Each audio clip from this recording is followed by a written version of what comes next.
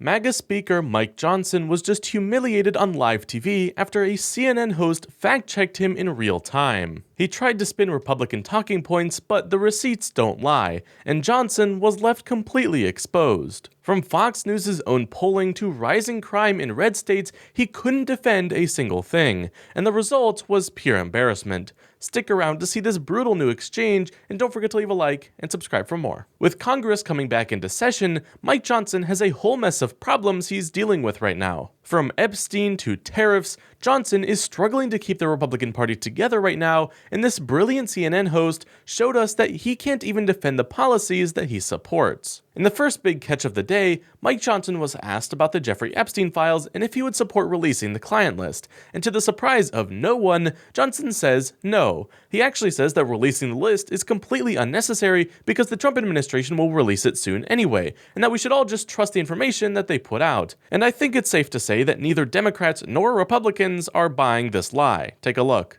So the discharge petition from Thomas Massie and Ro Khanna, I hope I'm using the right word, will ripen soon? Well, no, I guess it would if they get the right signature. If they get the signature, but it's now a moot point. It's not even necessary. I mean, you don't think it's going to happen?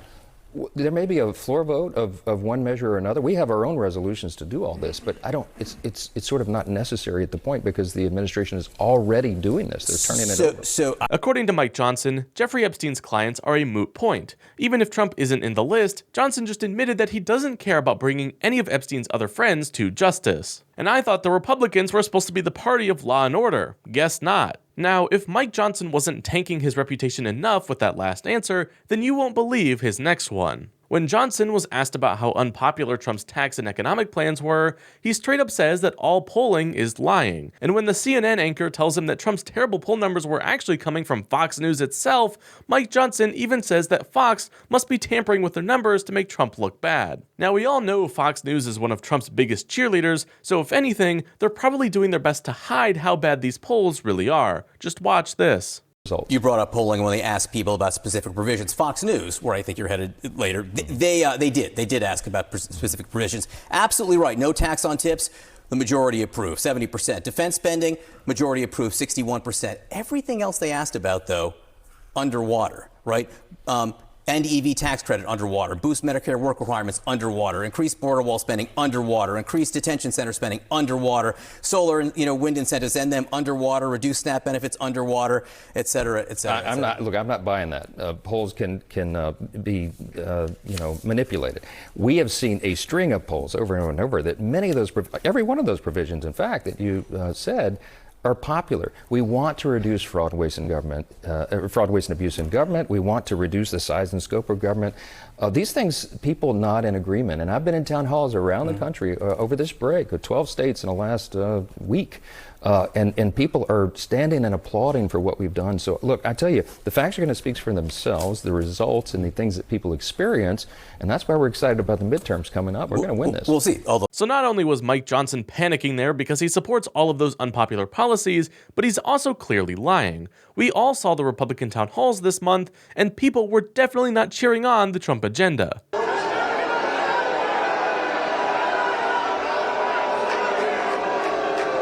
And while it's funny that Mike Johnson says that any poll against Trump's agenda must be made up, this is starting to become a running theme with top Republicans. Republicans have gotten so worried about how much people hate every single one of their policies that they won't even try to defend them anymore. They just say that everything is propaganda and that you must be crazy if you don't like Trump and his policies. In fact, in an insane interview today, RFK Jr. even said that if anyone was worried about how dangerous it is to ban vaccines and fire all doctors who work for the government, they should just calm down and stop listening to the experts. And no, I'm not joking. RFK literally said that you should stop worrying about his attacks on public health and stop listening to doctors.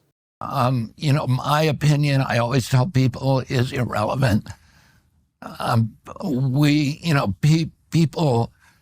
We need to stop trusting the experts, right? We were told at the beginning of COVID, don't look at any data yourself, don't do any investigation yourself, just trust the experts. And trusting the experts is not a feature of science. It's not a feature of democracy. It's a feature of religion, and it's a feature of totalitarianism.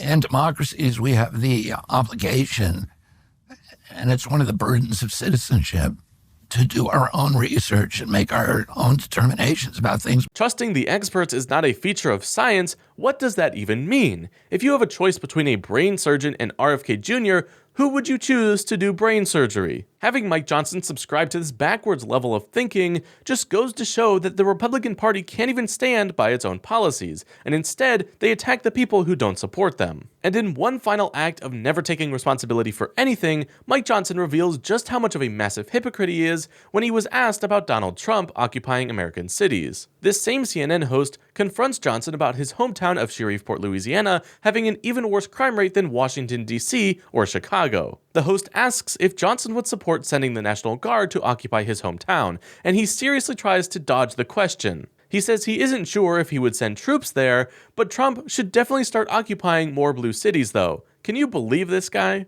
Sometimes local governance does not do the job, and the oversight in D.C. is long overdue.